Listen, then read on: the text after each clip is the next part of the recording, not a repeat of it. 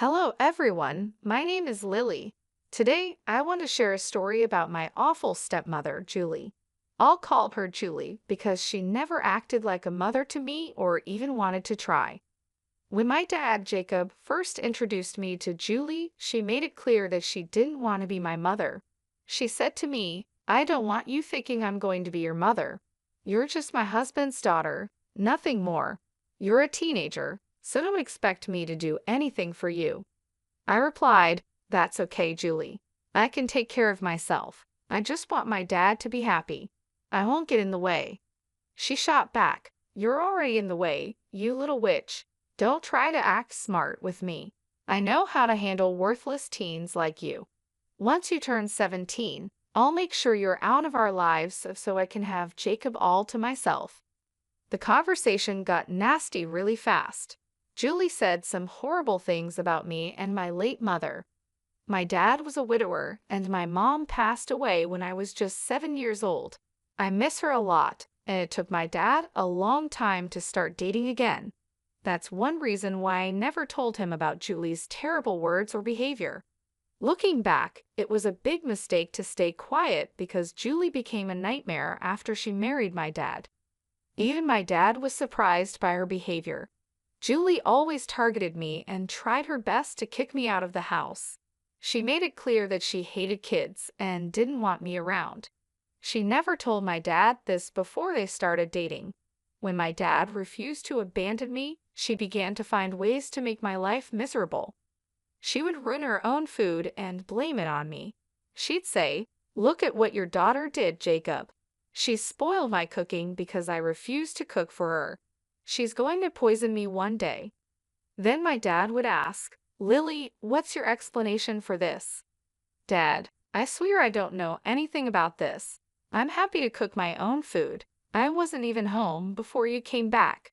I got takeout to eat in my room," I said, trying to explain. Julie interrupted, "Oh God, she's lying, Jacob. You need to get rid of her before she kills me." This was just one example of what Julie had been doing for the past 5 years. This whole mess was over too much salt in her food, which she had added herself just to blame me. It was crazy, but Dad believed me because I had enough proof. Over the years, she did much worse.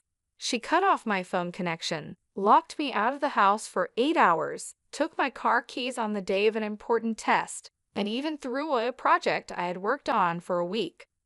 Dad tried his best to make Julie understand that her actions were not okay, but she never listened. She would act nice for a few days and then do something terrible again. By the time Julie had been with us for a year, I got a job and started paying for my own things. I wanted to avoid any interference from her in my life. Dad was upset, but I told him it was good for me to have my own money. I didn't want him to feel guilty. Julie, being a stay-at-home wife, considered Dad's money as her own and didn't want him spending much on me, not even for basic needs.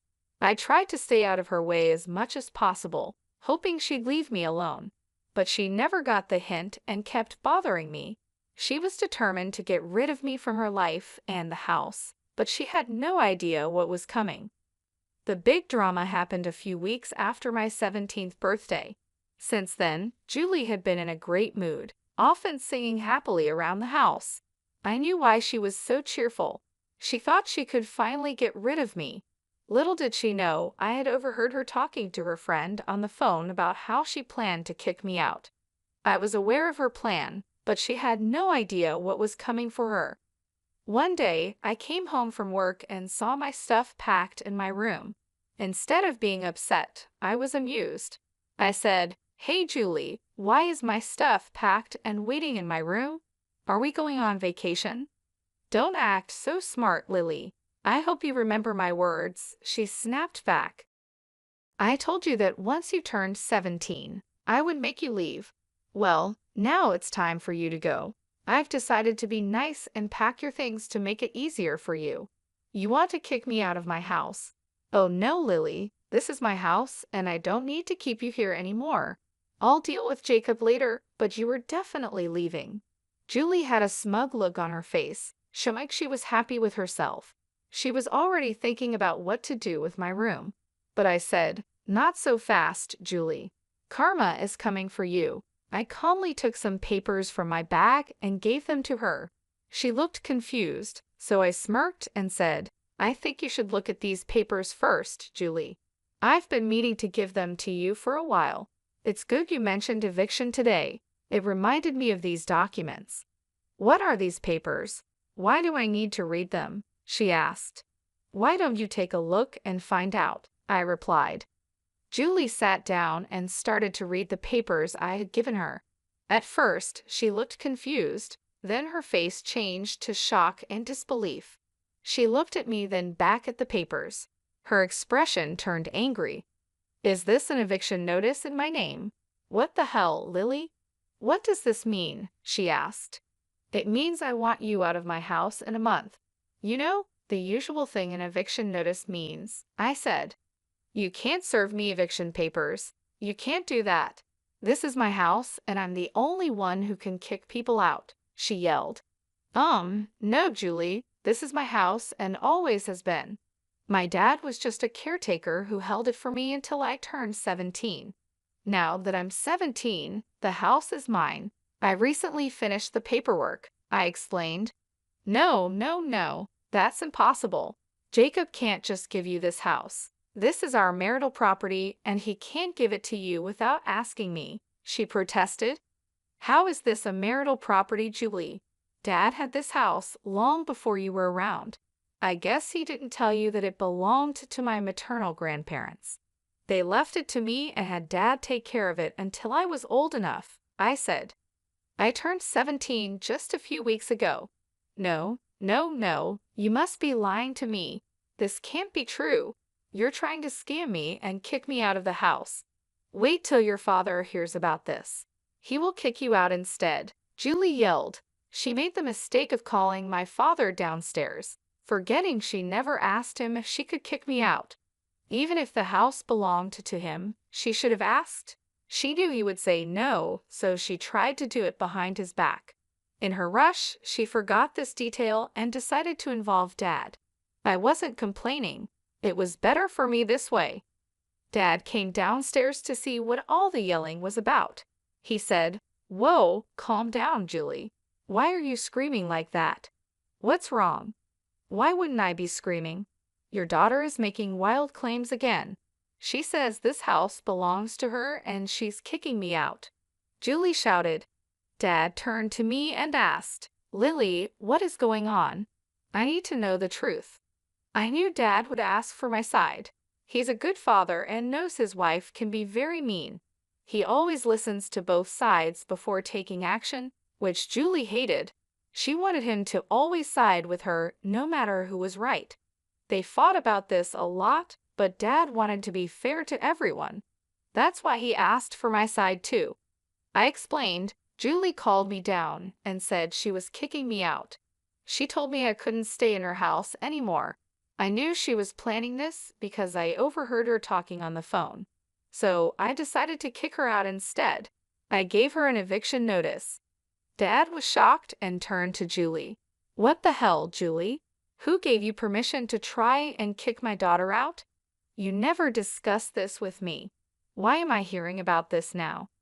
Julie realized she had made a mistake. She was so upset by the eviction notice that she forgot she'd be caught.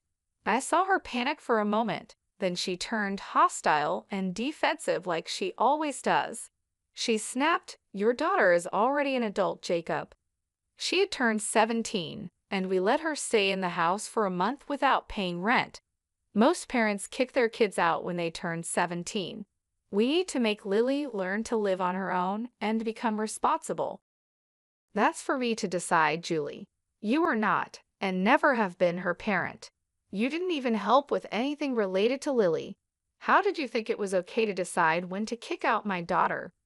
You were being unfair, Jacob.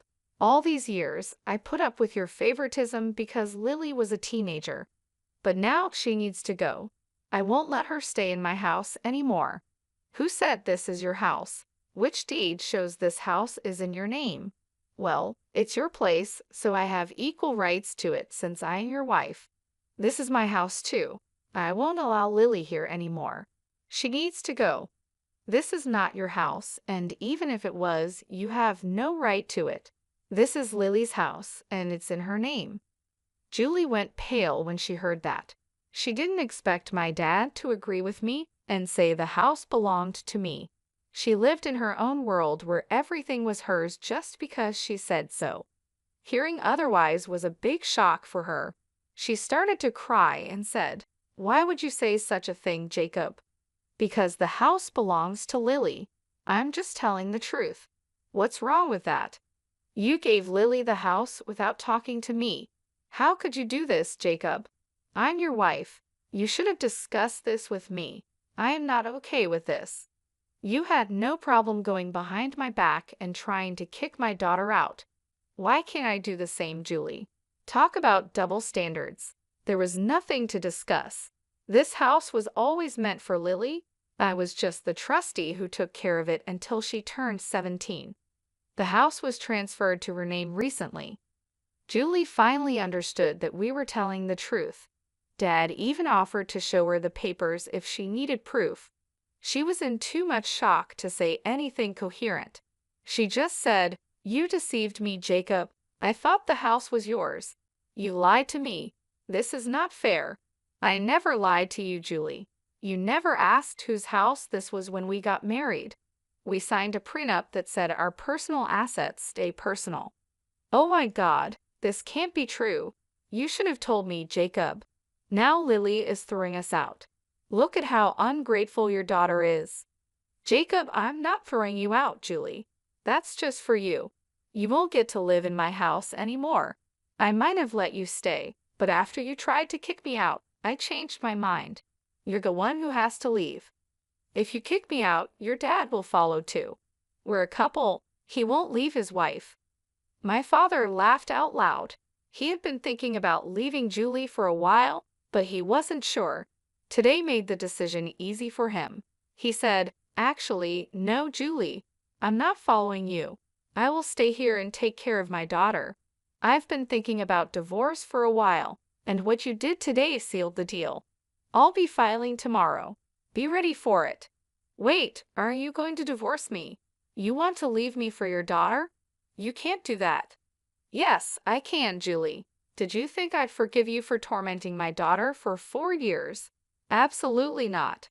I thought you might change, but I see now you'll always be toxic. I don't want someone like that in my or my daughter's life." Julie stepped back as if she had been hurt. She never expected a divorce so soon. My dad is usually a quiet man who doesn't do anything drastic. This was very unlike him. He was mad, and you could see it on his face. He didn't shout, but his tone showed how angry he was. This made Julie even more anxious. She started arguing with my dad, and I decided to leave them and go to my room. Dad and Julie fought for an hour, with Julie shouting and crying while my father calmly explained his reasons. After the argument, Dad came to my room. He seemed a bit sad and wouldn't look me in the eye. He sat down and said, "Lily, I know I need to apologize to you. I'm sorry, dear. I should have done a better job of protecting you from Julie. I thought being fair and avoiding fights would make things better. I was wrong and made things worse for you." "You don't have to apologize, Dad. I know you loved Julie, and she wasn't like this when you married her. People change, and it can take time to understand these changes." "Wow, you've really grown up. I wish I had handled things differently. I brought a mad woman into our lives." "Well, what's done is done. I forgive you, Dad. You tried your best, and I'm not upset. Do you really want to divorce Julie? I won't be mad if you don't. I would understand. Girl, I'm not living with that crazy woman anymore. I'm done. Her true colors shocked me too much to act sooner. I don't want her in my life anymore. I had a feeling something was wrong with Julie, which is why I made the prenup. I was worried she'd mess up your future and cause money problems, so I thought this was the best way. See, you did think about me too. You deserve to be happy, Dad. That's all I want. If Julie doesn't mean anything to you anymore, it's best to separate." I spent a lot of time assuring my dad that he was not a bad parent. He did a lot for me, and I needed to make him believe that too. I won't lie, I was super happy that my dad was finally getting rid of that crazy woman, Julie. She wasn't the right person for him and shouldn't stay married to him after everything she did over the years. The talk with my dad went well, and he went to the guest room to sleep that night. I finally felt peaceful knowing that Julie would soon be out of our lives for good. It felt great to teach her a lesson. I hoped she would remember this for the rest of her life. The real surprise came the next morning when I found Julie acting way too nice and caring towards me. She was in the kitchen making me breakfast and acting like I was the most important person to her. Even Dad was giving her a strange look and looked at me with confusion. When breakfast was over, I said, "Thanks for breakfast, Julie, but you don't have to do this anymore. I can make my own food, as I have for the last 7 years. No need to change things all of a sudden." "What nonsense, Lily. I'm happy to do this for you. Eating together can bring us closer as a family," she replied. "What's the point? We won't be a family much longer. You should have done this years ago. It's too late now." "Oh, come on, Jacob. Don't be so hard on me. I'm trying. I can make this work. I'll start being a better parent to Lily. We'll be the best mother-daughter duo ever, right, Lily?" I knew what Julie was trying to do. She was cornered and spent the night coming up with a plan. I knew better than to trust her. Looking at Dad, I could see he wasn't going to trust her either. He just looked a bit amused. Since Julie was waiting for my response, I said, "I don't think so, Julie. First of all, I'm 17 and don't need a new parent. I pay my own bills and will be off to college soon. Secondly, you are not and will never be my mother. That word doesn't suit you at all. Lily, I'm sorry for being so mean to you before. You need to give people a chance. We could be a happy family if you just give me a chance. It will also help strengthen my marriage with your dad." Dad replied, "Julie, you have a few months left of this marriage. I don't know what you're trying to strengthen. If it's an attempt to stay in this house, I'm sorry to say it won't work. You're being kicked out, and I'm going to divorce you anyway. The damage is already done. There's no point in trying to act all innocent and sorry now. I know you better than that, Julie." She saw that her new plan wasn't working, and it seemed like she had run out of options. Julie couldn't threaten to ruin Dad financially because of the prenup she had signed when they got married. She had no leverage left. Her only remaining tactic was to beg and cry, hoping for some sympathy. She started crying hysterically, pleading with me not to kick her out. She begged me to talk to Dad and ask him to give her another chance. She then turned to Dad, begging him to be more forgiving and to reconsider his decision to divorce her. The entire day turned into a long, painful ordeal with Julie begging and pleading for mercy. Since both Dad and I were off work that day, we had no choice but to endure her desperate attempts to change our minds. She followed us around the house, tears streaming down her face, and her voice trembling with desperation. Dad had to step out for a while to contact his lawyer and start the divorce process. Julie's pleas continued even when Dad was gone, as she tried to convince me to intervene on her behalf. When Dad returned, he was visibly tired of the drama. He informed Julie that he had already taken steps to file for divorce. Julie's face went pale when she heard this. She realized that her attempts to sway us were futile. The next few days were filled with more of Julie's emotional breakdowns. She would alternate between crying and trying to put on a cheerful face, hoping to win us over with kindness. But it was too late for that. Within a week, Julie received the divorce papers. Dad's lawyer had them delivered to her, and her reaction was a mix of shock and resignation. The realization that her marriage was over seemed to hit her hard. She stopped her begging and crying after receiving the papers, understanding that her efforts were in vain. The cold reality of her situation started to set in. Dad sat her down and explained that she would need to find a job if she wanted to have a place to live and afford a lawyer for her divorce proceedings. Julie, still clinging to the hope that she could somehow fix things, promised she would find a way to support herself. She was convinced that she could change our minds if she tried hard enough.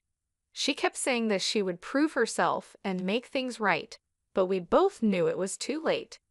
As the days passed, Julie's presence in the house became more and more unbearable.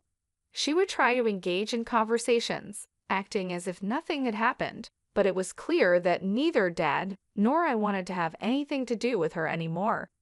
The tension in the house was palpable, and every interaction with her felt forced and uncomfortable. Finally, the month came to an end, and Julie was still holding on to the hope that we would let her stay.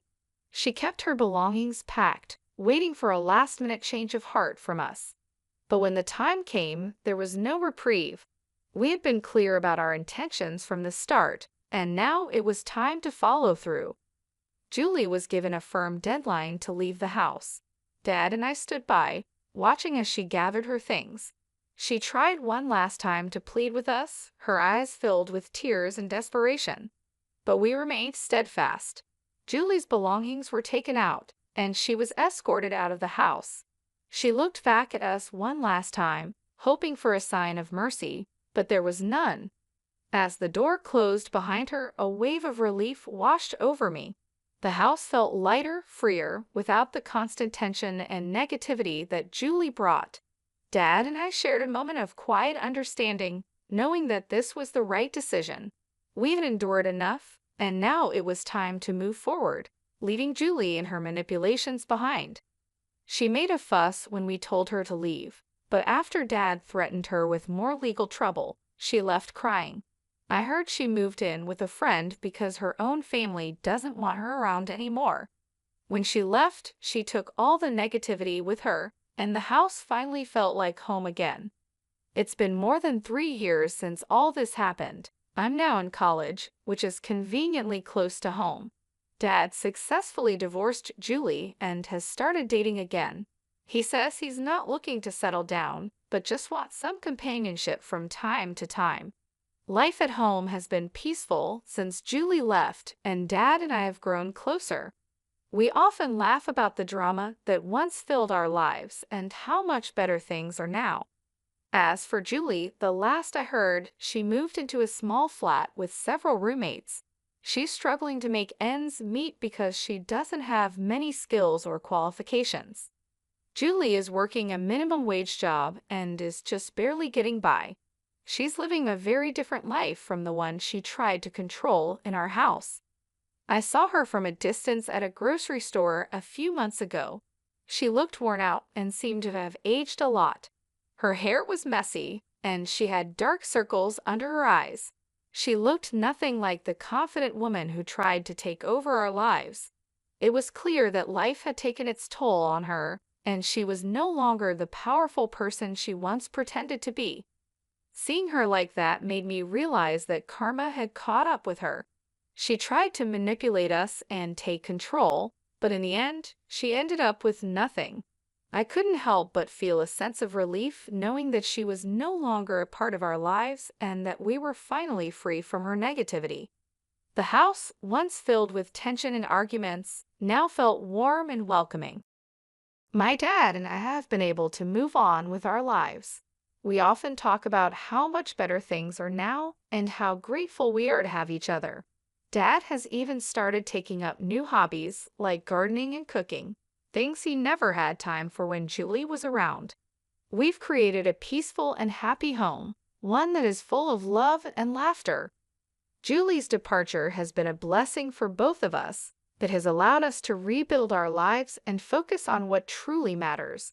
We no longer have to deal with her constant drama and manipulation. Instead, we've been able to enjoy the simple pleasures of life, like spending time together and making new memories. As for Julie, I hope she has learned from her mistakes.